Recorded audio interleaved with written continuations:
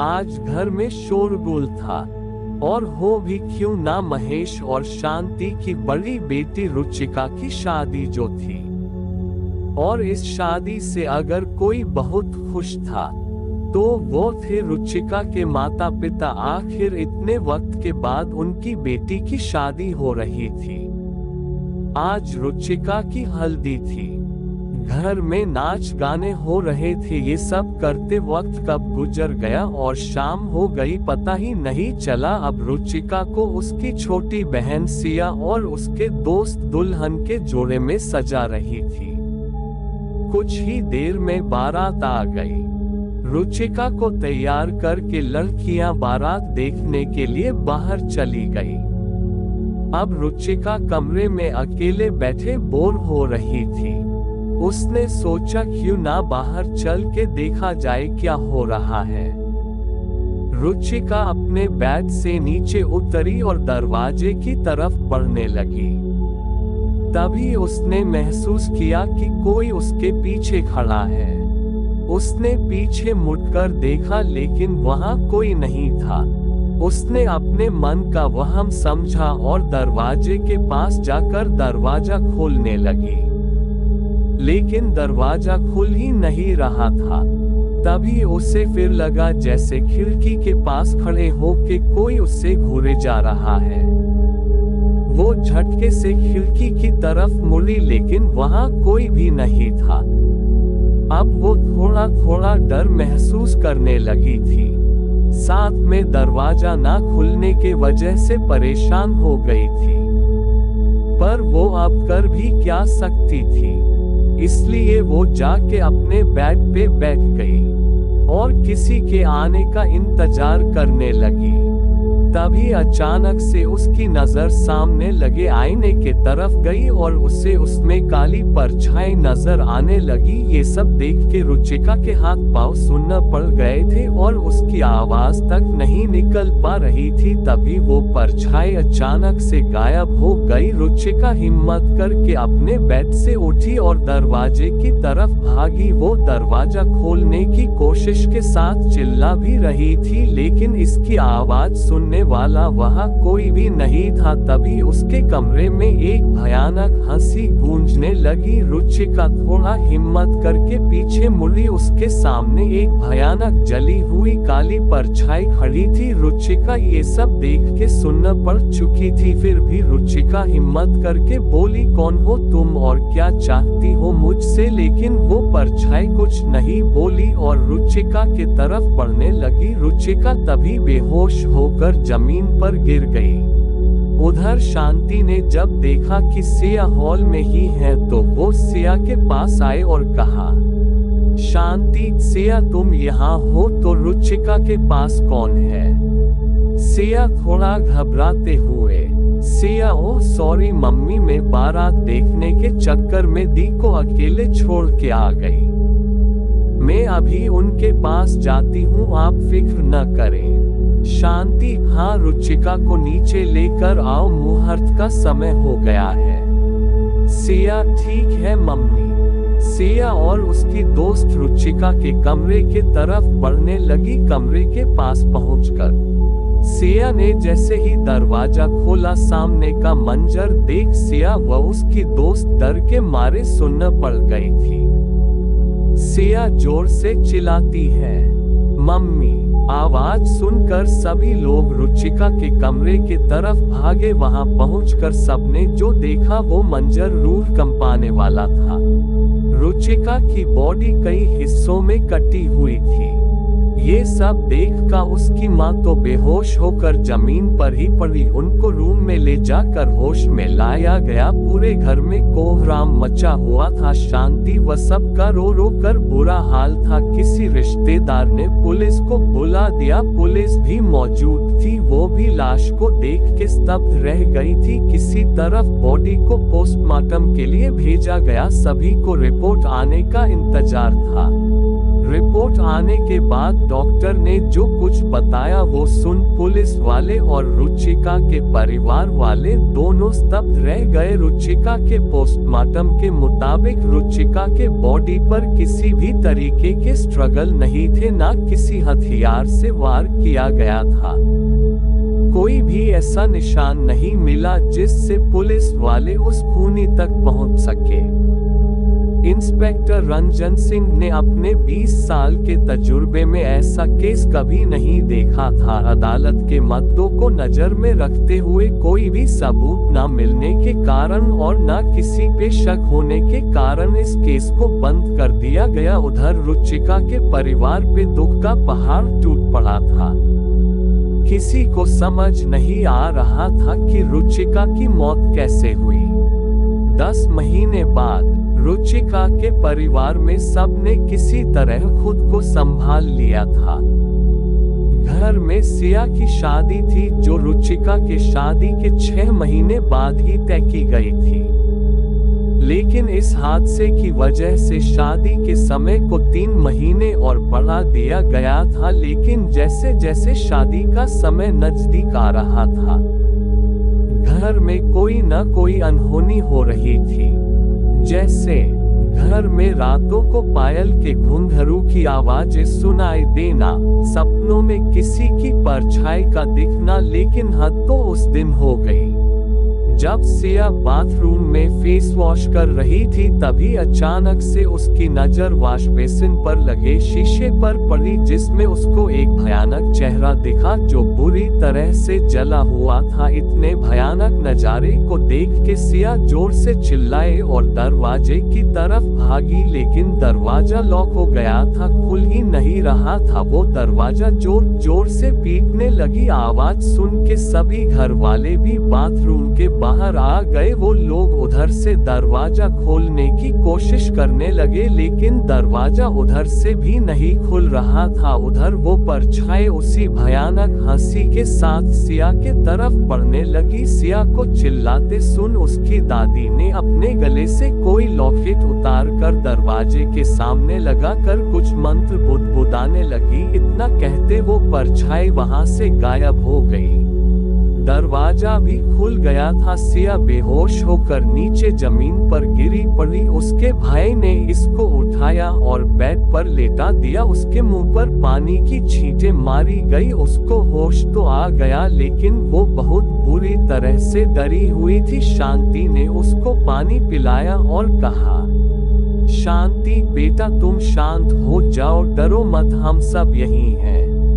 सिया में पानी पिया और बेड पर लेट गई। सिया को हल्का सा ठीक देख शांति ने फिर पूछा, शांति बेटा बताओ हम सब को बाथरूम में क्या हुआ था, आराम से बताओ बेटा, डरो मत। शांति के द्वारा किए गए सवाल पर सिया चुप रहती है। उसकी चुप्पी तोड़ती हुई शांति फिर से कहती है, शांति सिया बेटा बताओ कि क्या हुआ था, डरो मत तुम। तब जाके सिया के साथ बाथरूम में जो भी घटनाएं हुई उसने अपनी माँ को बताया। वहीं पर खड़ी ये सब सुन रही उसकी दादी डर के मारे चीख पड़ी और बदहवास कहते हुए जमीन पर गिर पड़ी कि वो लौट आए हैं। महेश सिया के पिता और अरुण सिया के बड़ा भाई दोनों में मिलकर दादी को उठाया और उनको पीने के लिए पानी दिया। तभी शांति ने उनसे सवाल कर दिया, शांति कौन लौट आए हैं, लेकिन दादी ने कोई जवाब नहीं दिया।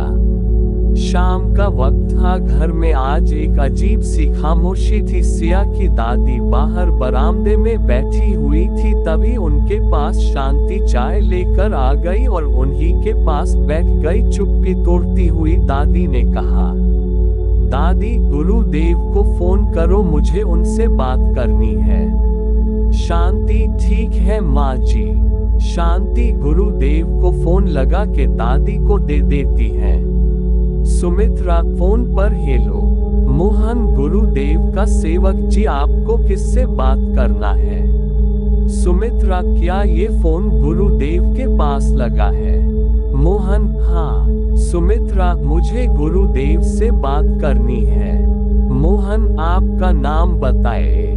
सुमित्रा मोहन ठीक है, बात करवाता हूँ। मोहन गुरुदेव को फोन देता है।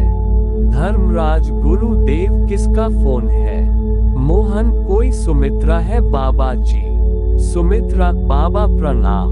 धर्मराज, गुरुदेव तथास्तु, कहो आज कैसे यहाँ फोन किया? सुमित्रा, बाबा हमें क्षमा कर दीजिए और मेरे परिवार की रक्षा कीजिए। गुरुदेव, ठीक है, बताओ क्या हुआ है? सुमित्रा, बाबा क्या वापस वो लौट आए हैं? गुरुदेव, हाँ वो लौट आए हैं, अपना बदला लेने। सदियों से चले आ रहे श्राप के चलते वो वापस आ गई है। सुमित्रा, बाबा आप कृपा करके मेरे परिवार की रक्षा करें, मेरी पोती को बचा ले आप। गुरुदेव, क्या कर सकते हैं हम अब? सुमित्रा, बाबा कुछ भी करके मेरे पोती की जान बचा लीजिए। धर्मराज, ठीक है, कल हम खुद घर आएंगे। इतना कहकर फोन कट हो जाता है। तभी शांति पूछ बैठती है। शांति, माँ जी क्या कहा बाबा जी ने? सुमित्रा, जो पहले से है घबराई हुई थी। यही तो कहा बाबा ने कि वो वापस लौट आए हैं। मैंने कहा था महेश को कि वो ये शादी ना करे, लेकिन उसने मेरी एक ना सुनी। यही वजह थी कि मैंने अपनी बड़ी पोती को खो दिया। इतना कह के दादी रोने लग जाती है। ये सब सुन के शांति स्तब्ध रह जाती है, फिर भी खुद को संभालते हुए वो पूछती है, शांति कौन लौट आए हैं माँ जी? सुमित्रा, जो पहले ही घबराहट के कारण सब बोल पड़ती है, वो बात को बदलते हुए कहती है, सुमित्रा कोई नहीं बहू, छोड़ो ये सब। शांति, माँ जी आप मुझसे जरूर कुछ न कुछ छुपा रही है। इतना सब हो गया है घर में, फिर भी आप चुप है। बताए माँ जी क्या राज छुपाया गया है मुझसे? इस पर सुमित्रा कुछ बोलती इससे पहले वहां महेश आ जाता है, जो पहले से ही शांति की सारी बातें सुन चुका होता है। वो कहता है, महेश, शांति कुछ नहीं छुपाया जा रहा है तुमसे, तुम बेवजह शक करना बंद करो। शांति गुस्से में मैं पता कर लूंगी खुद की क्या छुपाया जा रहा है मुझसे। तब तक वहां अभय आज जाता है, सिया का मंगेतर। वो सबको प्रणाम करके सिया के बारे में पूछता है। शांति, आओ बेटा, मैं तुम्हें उसके कमरे में लेकर चलती हूँ। अभय और शांति सिया के कमरे की तरफ बढ़ने लगते हैं। उधर सिया अपने बेड पे आंखें बंद करके लेटी हुई होती है। पैरों की कदमों की आवाज सुन के आंखें खोल देती है और तभी अपने सामने अभय और शांति को देखती है। सिया, अरे अभय आप? अभय, हाँ तुम नहीं बताओगी तो क्या मुझे पता नहीं चलेगा? आपको कैसे पता चला? अभय, आंटी और मम्मी को फोन पर बात करते सुना था मैंने, इसलिए मिलने आ गया। शांति, ठीक है, अब आराम से बैठ के बातें करो दोनों में, तुम दोनों के लिए चाय लेकर आती हूँ। इतना कह के शांति किचन में चली जाती है। अभय, नहीं सिया, तुम लेटी रहो, और तुम्हारे साथ इतना सब कुछ हो गया और तुमने मुझे एक बार भी नहीं बताया। अगर आंटी ने नहीं बताया होता तो मुझे पता ही नहीं चलता। सिया, मुझे खुद नहीं पता कि मेरे साथ ये सब क्या हो रहा है। मैं खुद सोच सोच के परेशान हूँ कि औरत आखिर है कौन, हमेशा सपनों में दिखाई पड़ती थी। लेकिन कल जो कुछ बाथरूम में हुआ, मुझे तो लगा था कि मैं भी दी के जैसे इस दुनिया से। इतना कहते सिया के आंखों आंसू आ जाते हैं। अभय, सिया तुम संभालो खुद को, रो मत मैं तुम्हें कुछ नहीं होने दूंगा, समझी तुम? तभी शांति चाय लेकर कमरे में आ जाती है। शांति, ये लो तुम दोनों की चाय। अभय, हाँ आंटी आप भी बैठिए यहाँ। शांति सिया को उदास देख पूछ बैठती है। शांति, सिया क्या हुआ, तुम उदास क्यों हो? सिया, कुछ खास नहीं मम्मी, वो कल की बातें सोच के थोड़ा उदास हो गई। शांति, इस बारे में सोच के मैं भी परेशान हूँ, लेकिन इतना तो समझ आ गया है, तुम्हारी दादी और तुम्हारे पापा कुछ तो छुपा रहे हैं। तब अभय और सिया एक साथ बोलते हैं, क्या छुपा रहे हैं? शांति, यही तो पता नहीं कर सकी मैं, लेकिन कल बाबा आ रहे हैं, उन्हीं से सब पूछूंगी मैं। अभय भी अपनी चाय खत्म कर चुका होता है और कहता है, अभय आंटी, मैं अब घर जा रहा हूँ और कल मैं भी आऊंगा। शांति, बेटा तुम परेशान मत हो। अभय, नहीं आंटी, ऐसी कोई बात नहीं है, अब आप लोग भी मेरे परिवार के तरह हैं, तो क्या मैं दुख सुख में शामिल नहीं हो सकता हूँ? शांति, हाँ बेटा क्यों नहीं, ठीक है कल तुम भी आ जाना, लेकिन अब घर जाओ, रात हो गई है, ध्यान से जाना। अभय, जी आंटी प्रणाम, और सिया अपना ख्याल रखना तुम, ओके बाय। सिया, बाय। और इतना कह के अभय चला जाता है। अब अगले दिन सुबह सबको बस अब गुरुदेव का इंतजार था। उन्होंने कहा था कि वो 10 बजे घर आ जाएंगे। शांति और बाकी सब वही हॉल में बैठे होते हैं, तभी डोर बेल बजती है। शांति घड़ी के तरफ देखती है, अभी तो 9 बजे होते हैं। वो मन में सोचती है, बाबा ने तो 10 बजे का समय दिया था, अभी आ गए। यही सोचते हुए वो दरवाजा खोल देती है। सामने अभय होता है। अभय, प्रणाम आंटी। शांति, हाँ खुश रहो, आओ अंदर आ जाओ। अभय सबको प्रणाम कर वही बैठ जाता है और सब बाबा का ही इंतजार कर रहे होते हैं। तभी फिर से डोर बेल बजती है। शांति दरवाजा खोलती है, सामने देखती है एक 80-85 उम्र के बुजुर्ग है। वो मन में सोचती है शायद यही बाबा है, और उनके साथ 2 लोग और आए थे, शायद उनके सेवक हो। शांति ने बाबा को आदर पूर्वक अंदर आने को कहा। बाबा ने घर में जैसे ही कदम रखा, अपना पैर पीछे खींच लिया। वहां खड़ी सुमित्रा ने चौंक के पूछा, सुमित्रा बाबा क्या हुआ? लेकिन बाबा ने कोई जवाब नहीं दिया, बस हाथ के इशारे से शांत रहने को कहा। उन्होंने अपनी झोली में से एक लाल धागा निकाला, उसको मुट्ठी में लेके कुछ मंत्र पढ़े और घर के मुख्य द्वार पर बांध दिया। उसके बाद घर में प्रवेश किया। घर में प्रवेश करने के बाद अभय उनसे पूछता है कि वो वहाँ लाल धागा क्यों बांधा गया? बाबा, बुरी शक्तियां के कारण हम घर में प्रवेश नहीं कर पा रहे थे, इसलिए हमने वो धागा मुख्य द्वार पे बांध दिया। जब तक मुख्य द्वार पे वो धागा रहेगा, कोई बुरी शक्ति घर में प्रवेश नहीं कर पाएगी। शांति, इस घर में बुरी शक्ति है? बाबा, हाँ सब बताऊंगा, लेकिन उससे पहले घर के मंदिर में पूजन होगी, सब वही आ जाए। पूजा खत्म होने के बाद बाबा वही एक जगह बैठ गए, साथ ही सबको बैठने को कहा, वहां सभी बैठ गए। शांति ने बाबा से बीती हुई सारी घटनाएं बताए और ये भी बताया कि उसके पति और सास दोनों उससे कुछ छुपा रहे हैं। शांति, बाबा अब आप ही बताए कि वो औरत कौन है? बाबा, आज मुझे सारा सच जानना है। मेरे सारे सवालों के जवाब अब आप ही दे सकते हैं, क्योंकि मैंने अपनी एक बेटी को तो खो दिया है, अब दूसरी को नहीं खोना चाहती। गुरुदेव धीरज रखो, सब बताते हैं। बाबा ने सुमित्रा से पूछा, सुमित्रा तुम तो सब जानती थी ना, फिर क्यों नहीं बताया?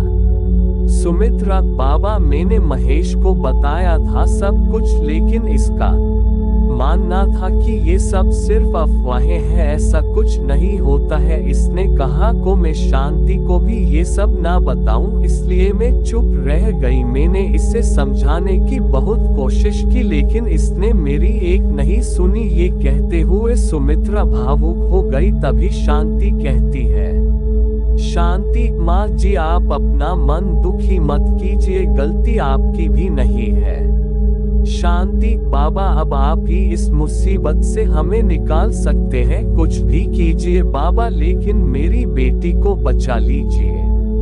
बाबा, मुसीबत से निकलना बहुत मुश्किल है, लेकिन इससे पहले तुम वो सच जान लो जो तुमसे छुपा था। शांति: हाँ बाबा, बताए। बाबा, आज से 40 साल पहले सुमित्रा मेरे पास आई थी क्योंकि उसके बेटी माया की शादी नहीं हो रही थी। हमने जब माया की कुंडली देखी उस पे हमें विश्वास ही नहीं हो रहा था। शादी का योग तो दिख रहा था लेकिन शादी होने की उम्मीद भी नहीं थी। मुझे कुछ ठीक नहीं लगा तो मैंने अपने कुछ मंत्रों के द्वारा पता लगाया और शांति को बताया। बाबा, तुम्हारे घर में किसी औरत की आत्मा है जो सदियों से चली आ रही एक श्राप है, और वही श्राप के चलते तुम्हारी अब के और आने वाले वंश में तुम्हारे घर की कन्या कभी दुल्हन नहीं बन पाएगी, और अगर कन्या दुल्हन बन जाती है तो वो औरत इससे बेमौत मारेगी। सुमित्रा ये सब सुन के बहुत डर गई थी। सुमित्रा: बाबा, इसका कोई उपाय नहीं है क्या? बाबा: नहीं, इसका कोई उपाय नहीं है। अब तुम जाओ और अपनी बेटी की जिंदगी प्यारी है तो शादी का ख्याल अपने मन से निकाल दो। सुमित्रा: बाबा, ऐसा मत बोलिए, ये समाज मेरे बेटी को गलत समझते हैं, खोट निकालते हैं, कृपा कीजिए बाबा। बाबा: ठीक है, एक उपाय है, लेकिन उसमें तुम्हारी बेटी को आजीवन कुंवारी कन्या के जैसे जीवन व्यतीत करना होगा, और गलती से अगर नियम तोड़ा तो वो औरत तुम्हारे बेटी को तो मारेगी ही, साथ में उसके पति को भी। सुमित्रा: ठीक है बाबा, मुझे मंजूर है सब। कम से कम अब मेरी बेटी पे लांछन नहीं लगाए जाएंगे। बताइए क्या करना होगा? बाबा, अभी तो ये ताबीज लो जो अभिमंत्रित है, इससे अपनी बेटी के दाहिनी कलाई में पहना देना, और ध्यान रहे ये निकालना नहीं चाहिए किसी भी हालत में। हम कल तुम्हारे घर कुछ हवन करेंगे, अभी तुम घर जाओ। अगले दिन हम सुमित्रा के घर पहुंच गए। वहां हवन की और एक ताबीज में उस औरत की आत्मा को कैद कर दिया, और वही ताबीज मैंने सुमित्रा के बेटी के गले में पहना दिया। सुमित्रा: बाबा, आपने यही ताबीज मेरे बेटी के गले में क्यों पहना दिया? बाबा, क्योंकि मैंने तुम्हारी बेटी के शरीर में उस औरत को प्रवेश करवा दिया है। अब वो तुम्हारी बेटी शरीर में ही रहेगी, लेकिन तुम निश्चिंत रहो, वो तुम्हें और तुम्हारी बेटी को कोई नुकसान नहीं पहुंचाएगी, क्योंकि इसको में हम तुम्हारी वंश से नहीं निकल सकते हैं, क्योंकि ये श्राप तुम्हारे पूर्वजों से चला आ रहा है। बस ध्यान रहे कि तुम्हारी बेटी को पूरे जीवन कुंवारी कन्या के जैसे जीवन व्यतीत करना है। और एक बात और, तुम्हारी बेटी के मृत्यु के पश्चात वो आत्मा भी तुम्हारी बेटी के साथ चली जाएगी, क्योंकि इसके शरीर को वो अपना समझ रही है, और ये ताबीज तुम्हारी बेटी के गले से निकलना नहीं चाहिए, वरना वो आत्मा तुम्हारी बेटी के साथ उसके पति को भी मार डालेगी। तभी शांति बीच में बोल पड़ती है। शांति: बाबा, तो मेरी रुचिका को किसने और क्यों मारा?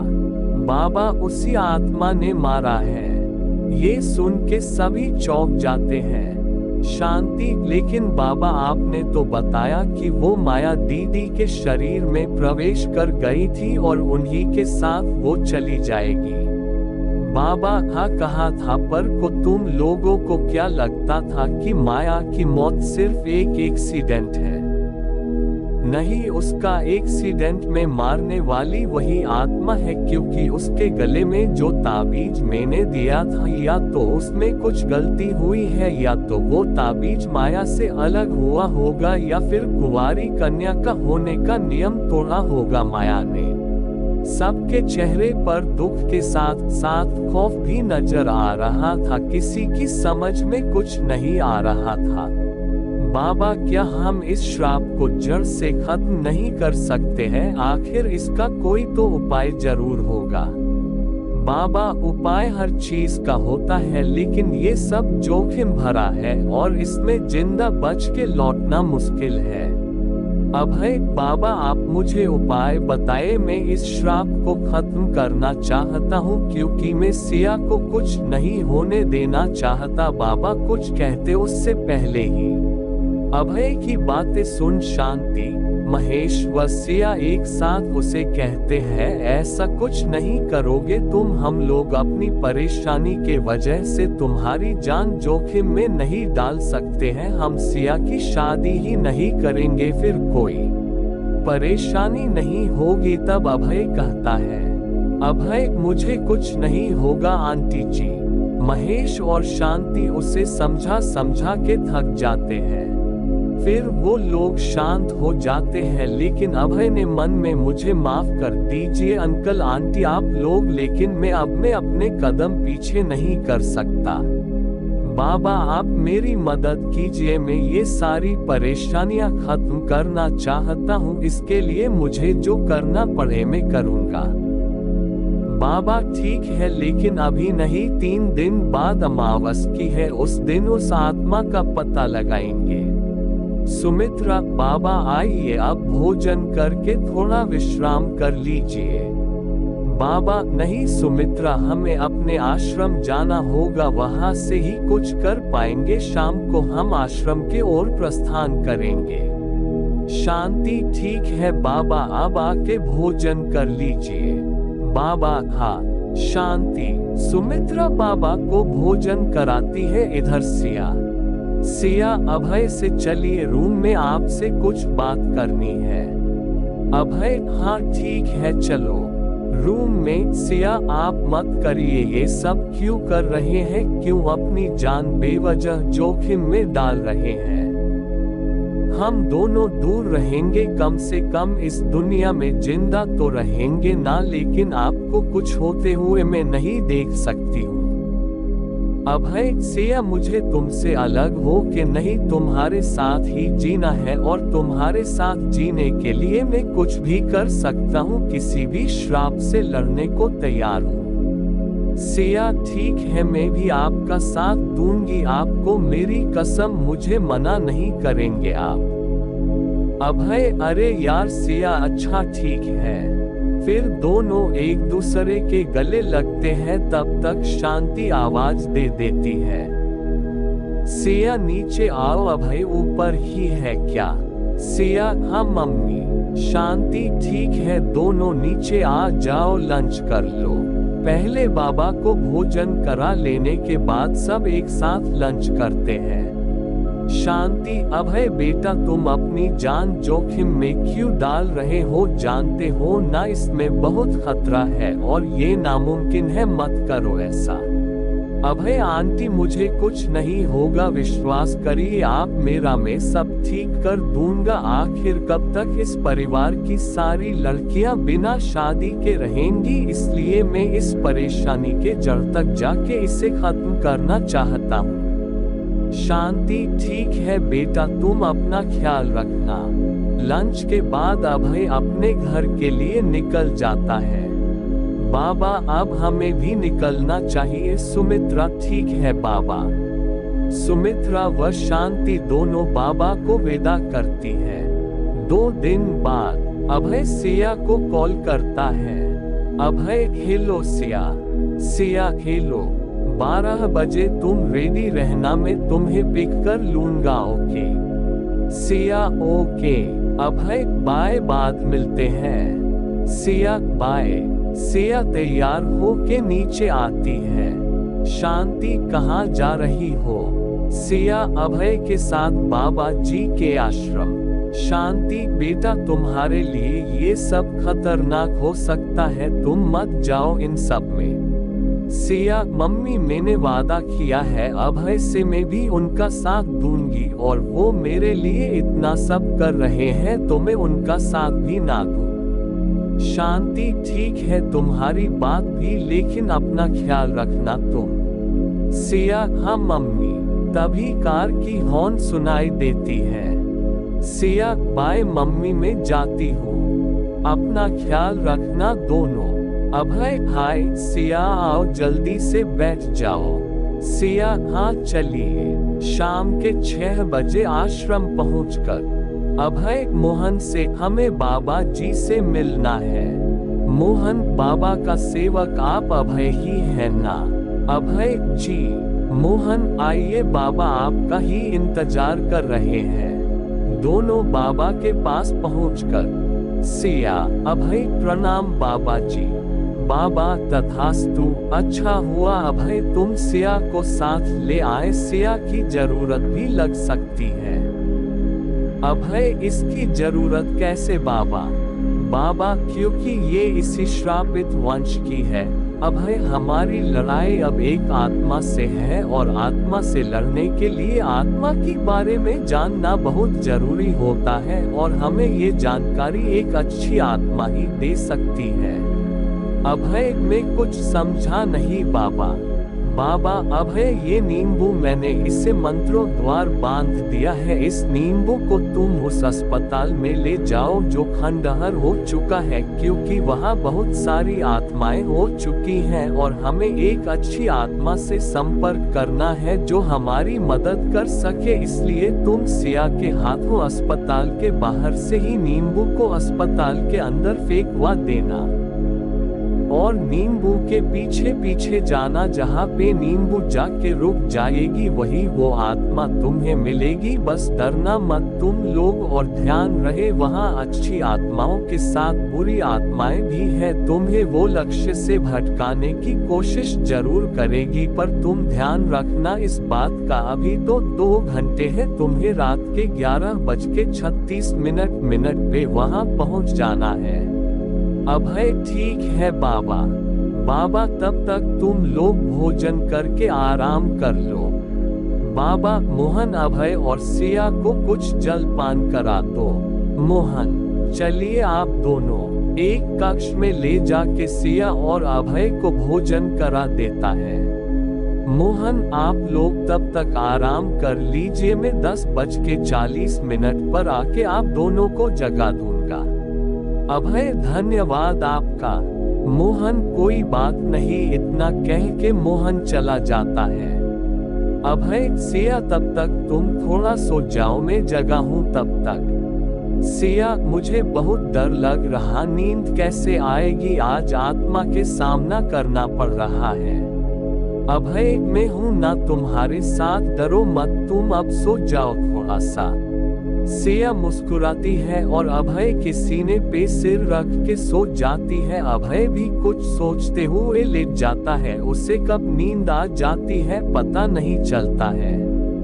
11 बजे मोहन दरवाजा खटखटाते हुए अभय उठ जाओ, अंदर से आवाज आती है। हाँ धन्यवाद आपका। अभय सिया उठ जाओ, चलना है। दोनों बाहर आते हैं। बाबा ये लो अभय ये नींबू और सावधान रहना। और मोहन तुम भी इन लोगों के साथ चले जाओ, कोई समस्या होने पर संभाल लेना। सब उस खंडहर के तरफ निकल जाते हैं। वहां पहुंचकर मोहन अभय सिया से नींबू को अंदर फेंकने को कहिए। अभय सिया फेंको नींबू को। सिया मुझे डर लग रहा है। अभय मैं हूँ ना, तुम फेंको। सिया नींबू अंदर फेंक देती है। मोहन आप दोनों नींबू के पीछे पीछे जाइए, आपका ध्यान भटकाने के लिए आत्माएं आएंगी, संभल के रहिएगा। अभय जी। अभय और सिया दोनों नींबू के पीछे पीछे जाते हैं। अंदर जाते ही किसी के जोर जोर से रोने की आवाजें आने लगती है। दोनों उसी तरफ बढ़ने लगते हैं। तभी उनको किसी के चिल्लाने की आवाजें आने लगती है कि भाग जाओ यहाँ से वरना बेमौत मारे जाओगे, भाग जाओ।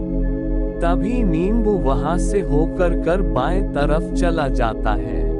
वो दोनों भी उसी दिशा में मुड़ जाते हैं। अचानक से सारे खिड़की दरवाजे अपने आप खुलने लगते हैं और फिर अपने आप बंद होने लगते हैं। ऊपर से बिजली की गड़गड़ाहट की आवाज उस माहौल को और भी ज्यादा डरावना बना रही थी। बिजली की रोशनी में सिया ने देखा कि हर तरफ कोने में सफेद कपड़ों में कोई दीवार से चिपक के खड़ा है तो कोई उल्टा लटका है, लेकिन चेहरे पर बाल होने के वजह से चेहरा नहीं दिख रहा। तभी सिया के सामने किसी की कटी हुई सिर आ गिरती है।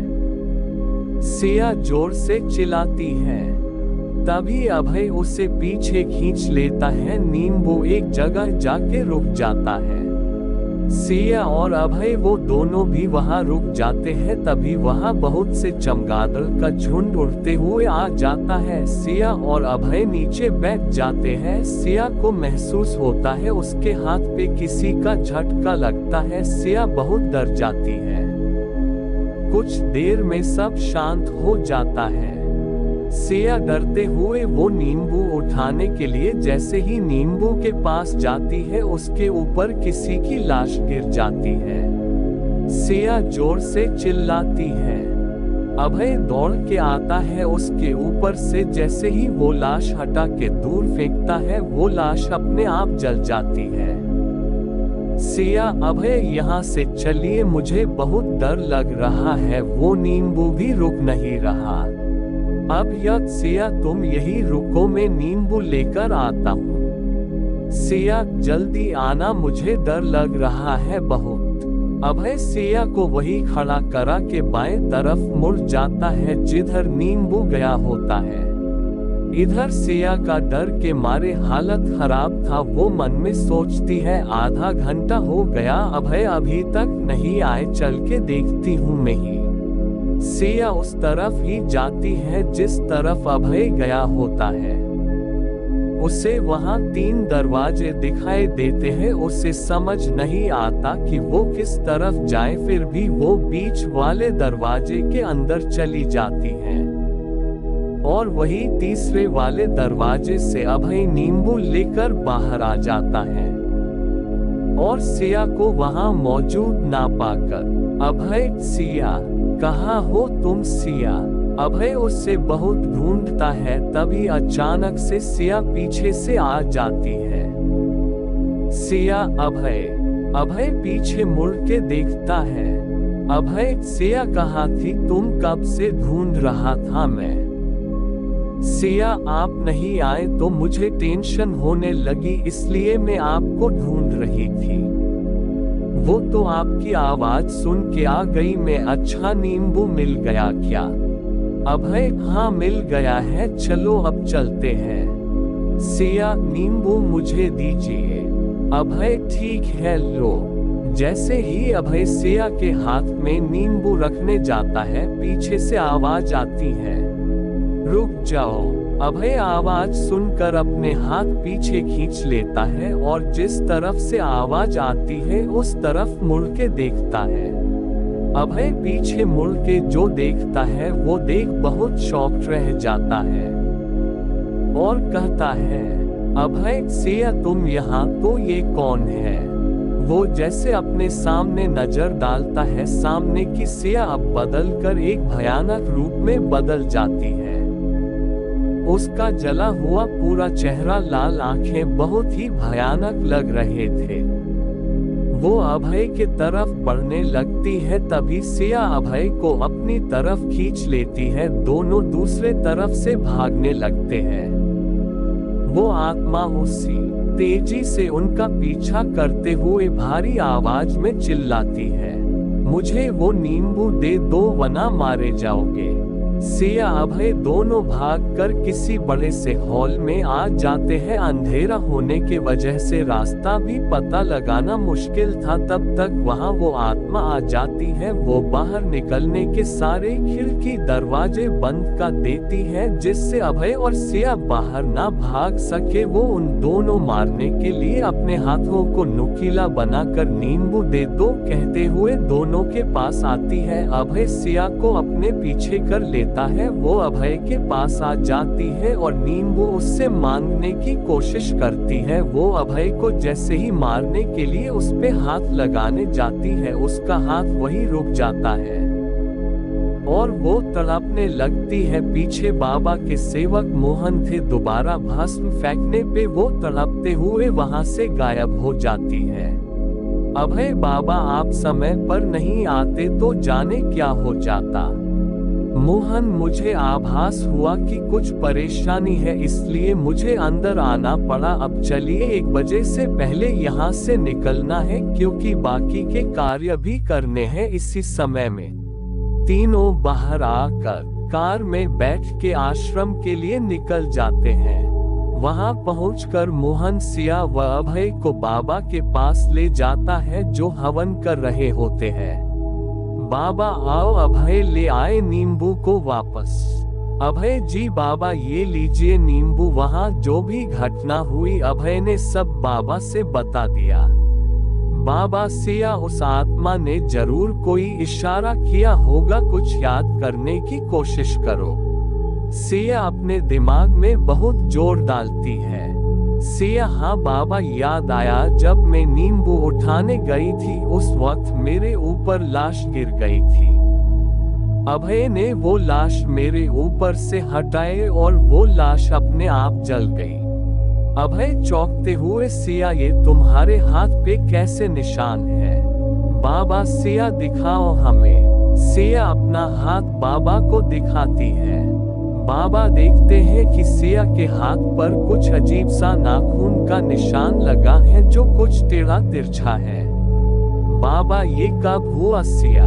सिया, बाबा, मुझे किसी का झटका लगा था, तभी मुझे यहाँ दर्द हुआ था, लेकिन इन सब चक्करों में मैंने ध्यान नहीं दिया हाथ पे। अभय, बाबा क्या हुआ, कैसा निशान है ये? बाबा एक पुस्तक निकालते हैं। बाबा बताते हैं, कुछ पन्ने पलटने देखो, यही है ना वो निशान? अभय, हाँ बाबा, ये तो वही निशान है, लेकिन इसका मतलब क्या है? बाबा, हमें ये आत्मा नेपाल के बरदादेवी गांव में मिलेगी। अब वही चल के हमें हमारे सारे सवालों के जवाब मिलेंगे और वही सारे राज का पता लग पाएगा। तुम लोग को ठीक लगे तो कल ही निकलते हैं, क्योंकि ज्यादा वक्त नहीं है अब हमारे पास। अभय, ठीक है बाबा, हम कल ही वहां के लिए निकलेंगे।